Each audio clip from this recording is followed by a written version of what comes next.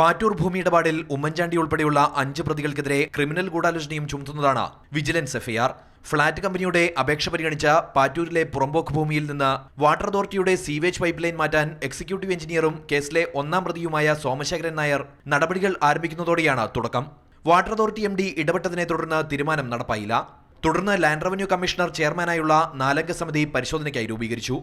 2014-ൽ water authority executive engineer മധു പ്രസ്തുത ഭൂമി flat കമ്പനിയുടെ ഭൂമിയാണെന്ന് ലാൻഡ് റവന്യൂ കമ്മീഷണർക്ക് റിപ്പോർട്ട് നൽകി.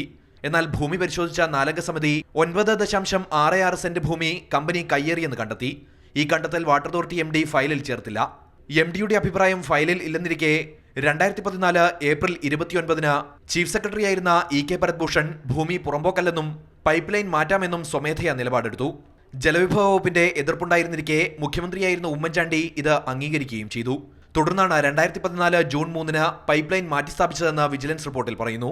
പൈപ്പ് ലൈൻ മാറ്റിസ്ഥാപിക്കുന്ന നടപടികൾ തീരുന്നതുവരെ ഇതുമായി ബന്ധപ്പെട്ട വാട്ടർ അതോറിറ്റിയുടെ ഫയൽ റവന്യൂ വകുപ്പ് പൂഴ്ത്തുകയും ചെയ്തു. ഈ സാഹചര്യത്തിലാണ് ഫ്ളാറ്റ് കമ്പനിയെ സഹായിക്കാൻ പ്രതികൾ ക്രിമിനൽ ഗൂഢാലോചന നടത്തിയെന്ന് സംശയിക്കുന്നതായി വിജിലൻസ് പറഞ്ഞിരിക്കുന്നത്. മാതൃഭൂമി ന്യൂസ്, തിരുവനന്തപുരം.